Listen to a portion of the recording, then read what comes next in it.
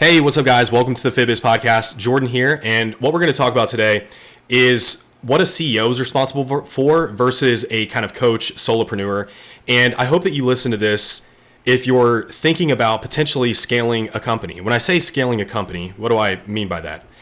Well, when we think about our business model as an online fitness coach, we want to first identify what are the things that we're leveraging. So leverage is the way that you're able to get more output for disproportionate inputs. So what that means is the highest amount of leverage that you're ever going to get in business is something like software, right? Which is also extremely competitive and hard to get into because it's also the highest leverage, right? So if you think about what, let's say Bill Gates created, he created different software applications, and he was able to grow $1 billion company because he could have a small team, and he could the more software he sells doesn't require equal number of people to support that software. So it's super high leverage, right? And it's really sticky and all that. But when we think about an online fitness coaching company, what we're leveraging is human capital, right? It's connection, it's accountability, it's support. And so to grow let's say a 7-figure online fitness coaching company, you're going to have to hire a team. There's no way around it. But I think it's important to understand that that's not the only way to quote unquote scale a company. Now, if you want to get it to 7 figures, yeah, sure, you're going to need that. But so many people only focus on what's the revenue, okay? And I want to talk to you about other ways that you can make more money in your business that might not necessarily need a large team. And that way you can make an educated decision on which direction you want to go. Because what I've seen happen is individuals scale a company by hiring a large team, and they don't know what they're getting into, and then they neglect the critical leadership responsibilities, and then that team falls apart. And they hate their lives, they hate their business, and it doesn't work. So that's what I hope to accomplish today, is to share with you what that looks like and give you specific brass tacks on how to be a more effective leader when building and hiring a team. But first, why do I feel like I'm qualified to even talk about this? Well, maybe I'm not, but I've done a few things in my career here that I think makes me a little bit more qualified than most. So I've been responsible, or at least had my hand in hiring, over 50 people in the last 6 years. Now, that doesn't mean that I was the one actually on every interview, etc. But our company has hired over 50 people in the last 6 years. And up until about a year ago, Aaron or I would be basically doing all the hiring. Whereas now, we have some leadership people on our team who do more of the hiring. But either way, we grew T4E Systems, our online fitness coaching company, to a team at one point of 7 coaches. We had 2 salespeople. We had a head coach, a head operator, and an operations person, EA, staff, as well as grew that to at one point $150,000 months. And we've been able to actually sell that company now, right? So we had such a good system with our team and our core values and our KPI systems and all that we were able to hand that off.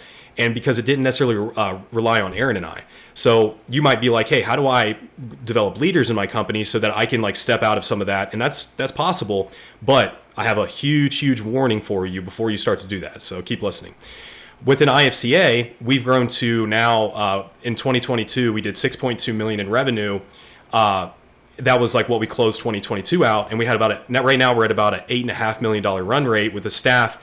We did have a staff as big as 29. Now we're at about 15 FTE. When I say FTE, that means full-time employees. So when I say FTE, that's a term that you'll use to calculate full-time employees. So let's say you only have 7 employees that are full-time working 40 hours, and you have another 3 that only work 5 to 10 hours a week. It's how many employees do you have that work 40 hours, right? So those 3 would count as 1.5 or whatever the math comes out to.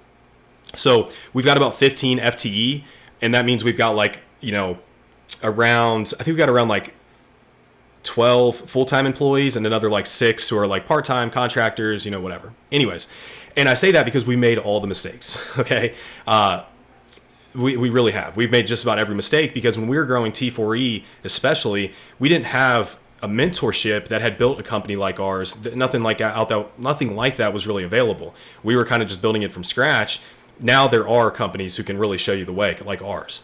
But unfortunately, I'm sure it was out there. We just, didn't find it or didn't seek to find it, which is another mistake and a whole nother conversation. But here's what I want to talk about first. Do you have what it takes to be a CEO? Okay, so I got a question the other day from a client on one of our legacy mastermind support calls. So this is our higher level business owner group. It's it's still one-on-one, and these are coaches who have they've got a business. They're now scaling it, building teams, and growing it to 30K, 50K. We've even got several 100K plus month business owners in there. But this person, and I'm not going to say her by name, she's a great business owner and she's been really successful, but now she's at that point where she's trying to grow a team. And she basically said, look, I'm not looking forward to doing the managing stuff, right? It's just not what I enjoy, not what I want to do. So how do I put somebody else on my team responsible for that? I'm like, ooh, that's a good question. So rather than just repeating back everything to you, I'm going to play this open office hour recording, and I want you to just hear my response. Then I'm going to break this down. All right. I want to do less if she's managing other coaches and doing that kind of stuff. So what our client is asking is like, hey, I've got a person on my team who I want to promote to like a head coach to do the managing, the running the coaching team, all that. And she only has like one coach on her team now. So basically she wants to like promote somebody to help build that team out. And here was my response. So what necessarily like qualifies her, the thing that I would ask you to manage other coaches? Because the one thing you want to be careful of. I'm going to speed this up too. On the team? It's just me and her right now. What you don't want to do is have somebody else build your coaching team. Because when people come in, like your potency as a leader is so much stronger than this person. And you're giving up such an important piece of the company that you would be risking way too much to be like, okay, because what's she going to do? Is she going to be the one that recruits, hires, trains, oversees? Like that's a lot of responsibility unless she came to you with those skill sets already possessed. Because if she's never done that before, now you're basically... Well, sort of. So she used to be my boss in Chicago when we worked together. So she has always had like that leadership role. So it wouldn't be totally foreign, but I get what you're saying. Right. But like... Because now I'm her boss, technically. Yeah, like just because I was in a managerial position for another company doesn't mean I know how to build an online coaching, coaching team. That's not relevant experience. Now she came from another business where she comes to you and she's like, hey, I work for this online coaching company and I built their coaching team from 1 coach to 9 coaches and I was able to drive this much back-end revenue. So here's a point that I want to emphasize is like if you're going to hire somebody in your company, it either needs to be one of two things. You either need to hire somebody who, if you put them into a role, you already know how to do that role yourself. You've done that role yourself so that you can effectively show them what to do, train them, hold them accountable. Or alternatively, if it's nothing that you've done successfully, then you have to hire somebody who comes in pre-packaged with the skills and the specific experience so they can come in and say, here's exactly how I'm going to build this team. Here's what I did at my last company. Here's how I'm going to do it. The problem is those people are very expensive. And if we're building a company that we're only at like, let's say 10, 20, 30K months, we can't afford to bring somebody in for a super high salary like that until later. And so we have to do the things ourselves. We've got to understand how to build these things ourselves, and then we can hand it off to an appropriate person who can improve it from there. And I'll just keep playing this video because I think it's important. This much churn percentage, you're going to be the one that has to build all this stuff out, but then she's going to get paid for it, which doesn't make sense to me. Okay. Now, you could say there's a future in this for this opportunity, right? Which is true, but you don't need a head coach until you have like 5 assistant coaches. Okay. All right, that makes sense. Yeah. So I just have to take that responsibility on. But then it's just like, I feel like that takes away from the marketing and the sales part. Well, because I'm doing a lot of clients too. The thing to remember though, one of the most important drivers of marketing is your results. And like you still need to set up your back end upsell structure, I assume, or do you already have your back end clean and all that stuff? See, like that's going to be the thing that you should be focused on right now because that's going to drive the most amount of new business in the company. Like that's a huge like opportunity. So like Q1, Q2, that should be the goal. Then once this is built out and you get another 2 coaches and you've got 3 assistant coaches, okay, now that position becomes available, but it's whoever deserves it at that time. So here's what you want to say. You never want to, when it comes to leadership positions in a company, the people who are going to get those jobs are the ones who do it before they're getting paid for it for a long period of time. Like Travis is an example. He was leading the success coach team way before he ever was director of client success. Way before. Like I was still running that team, but he just did it. And then eventually it's like, yeah, you deserve to be the head of that department. But it wasn't until we had 6 coaches on the team, right? So like you building that stuff out is going to be essential to the success of the company because otherwise you're trusting somebody else who's never done it to build a whole department. Okay. Now she can work hand in hand with you. And then as she's working with you and she's learning how to do these things, she might really excel. And then you recruit, you hire a couple people, it's like growing, then she might grow in that role. But I'd be like, look, that's down the road a little bit. Okay. So, all right. I guess I'll take it on. I was just, not looking forward to having to like manage somebody and do that kind of stuff. But if it's only one person, then I guess it won't be that bad. And then maybe bring her into that role later. Well, that's a greater question that you're going to want to ask yourself is, do you want to be a CEO? Because you want to know what a CEO does? I'll show you real quick. I actually just recorded a whole podcast around this. there's two types of leaders, and there's reward-based leaders and there's responsibility-based leaders. All right. Reward-based leaders, they look at opportunity to think, well, I've done this, I've worked really hard, so now I deserve reward to not have to do X, Y, Z. Responsibility-based leaders, they say, now that I'm a leader, I'm the one that's sweeping the floors. I'm the one that's eating last. I'm doing the things that are required, not only the things that I enjoy. The things that are required to grow a company are much different than the things that you often enjoy to grow a company. And so here's basically a rundown of what CEO responsibilities look like. So I'm going to fast forward this part because Department is doing their job. I'm going to $16,000 per month. Take one. I'm going to walk you guys through this in a second. Bigger, and then it's like a bigger mess to clean. Mm-hmm. Okay. Yeah, hopefully that all helps. I've been through this personally. I've seen this happen so many times. It's easy to do. Like our first assistant coach we brought in, we made the same mistake. We ended up giving her rev share of our online fitness coaching company. It was a terrible decision. And she was basically just coaching and doing admin. And so it got to a point where we crossed 7 figures, and this one individual was making $300,000 a year. Between Aaron and I, we were both taking home 200 each. We're like, how the fuck did this happen? And so that was a mess to clean, right? Because she should have gotten paid coaching salary for what she was doing. And she was the head coach. But we still had to make the hiring decisions. We still had to do all those CEO things because she'd never done that. Okay, I appreciate that. It definitely puts it in a better perspective for me and probably saves me a bunch as well. Well, if we can help you just avoid mistakes, that's like, but yeah, it's just really, I think if I were you, I'd sit down, just have that conversation with yourself, your family, all that kind of stuff, right? Because again, you don't have to build a 7-figure business to bring home $30,000 months. Okay, so let's break that down. And hopefully you were able to hear that and all that. But let's break this down into brass tacks and explain a little bit about like why I shared that. All right. So there's a book called The Motive, and it's a fantastic book that I think if you're thinking about building a business or a team, that it should be an essential requirement. So in The Motive, they talk about that how there are 2 types of leaders. There are responsibility-based leaders and reward-based leaders. All right. So a responsibility-based leader, they think, how do I step into a leadership position to do the things that are needed for the company or for the growth of whatever you're doing, because that's now my responsibility. Whereas reward-based is like, oh, now that I'm a leader, how can I do less? I deserve to be able to do the things that I want. I deserve, to do, what it is in the business that I enjoy because I've put in the work, I've put in the hours. So now I deserve XYZ. The latter is they're going to fail. It's just it doesn't work. And so like right now, there are so many things in our business that I do that I don't necessarily enjoy, but they're what needs to get done. They're the things that need to happen. Okay. And over time you start to enjoy them more because you get better at them, you learn, but like the people stuff, the management isn't my sweet spot. It's not where I love, but I want to share this because there are 2 different types of businesses that you can build in order to, grow an online fitness coaching company. And I had a client who, if I mentioned his name, most of you guys would recognize. He had a 7-figure business, crushed it, big team of coaches. And he eventually realized that like, man, I hate this shit. I'm not enjoying it. I'm miserable every day. It's just not what I enjoy. He's like an Enneagram 7, and he enjoys more coaching. And so, eventually he kind of realized like, yo, maybe this just isn't like where I'm supposed to be, right? Maybe this is just not the kind of business that I want to build. Well, the reality is, think about it like this. Revenue and profit are 2 very different things. Okay. A lot of coaches just chase revenue without ever paying attention to profit. So let's take 2 different business models and break them down. Let's say business A does 1 million in revenue, but does 200K in net profit. That's 20% net margin. That would mean that the owner income is making $16,000 roughly per month. Okay, because you've hired a team, you don't know how to effectively pay people, you're probably overpaying, you're giving too much up, and you've got too many expenses, you've gotten bloated, and now that's where you're at, and you're probably undercharging.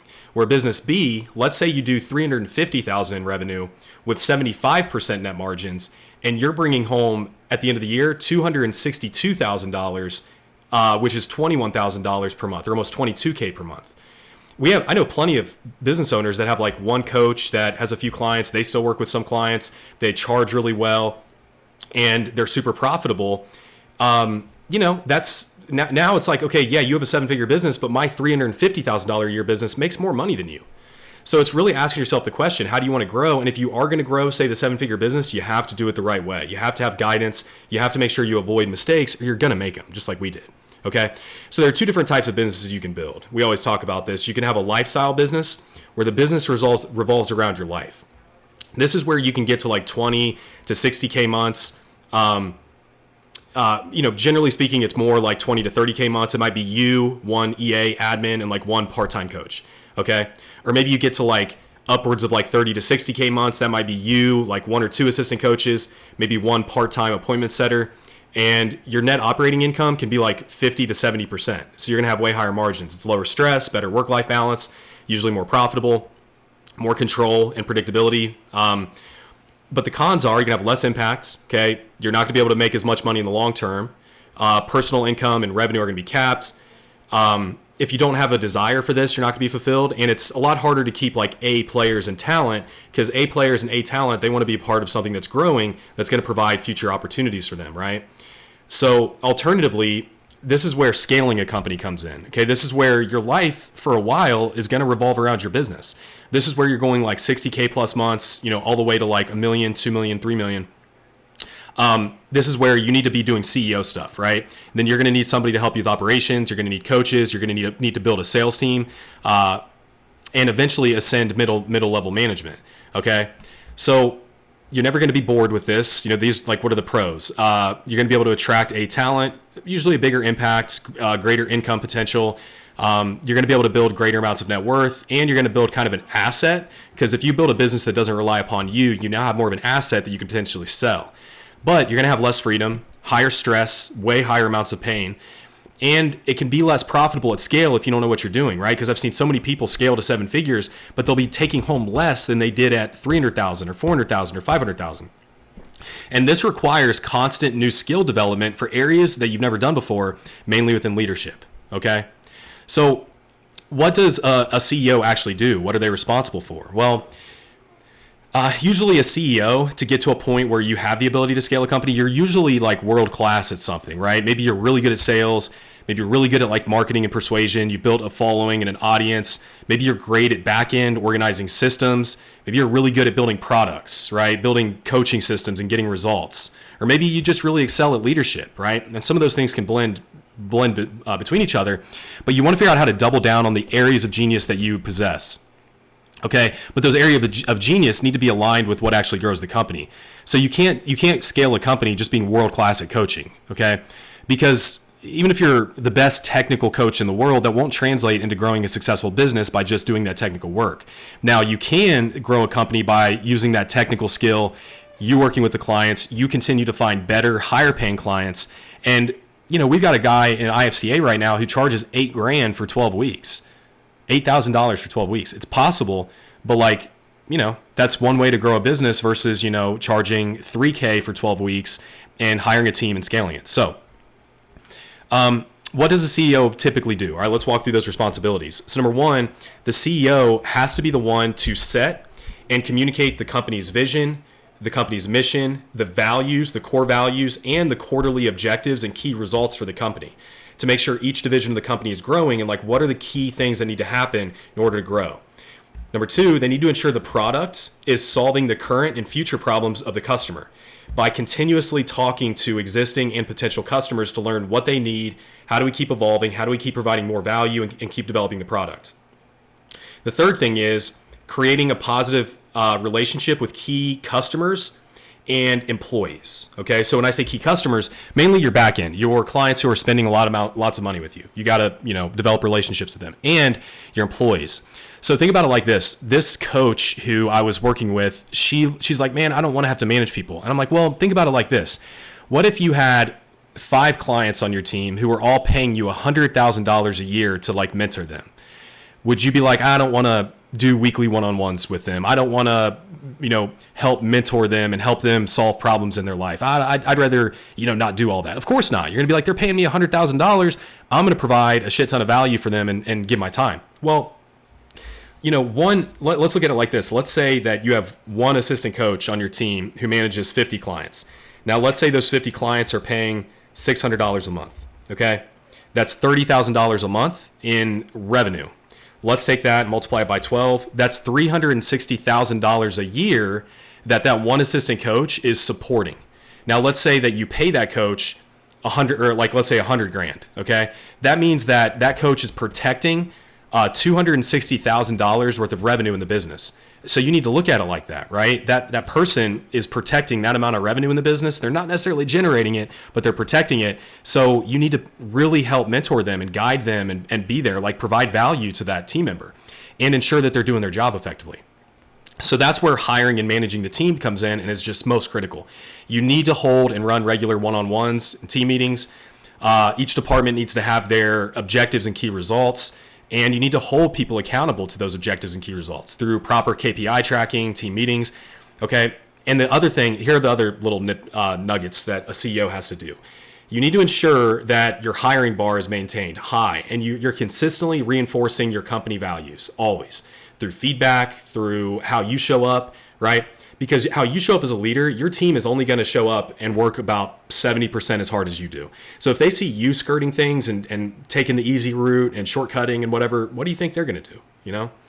The next thing is ensure that resource allocation is properly distributed, right? Like making sure that the focus in the area or focus in the business is properly aligned.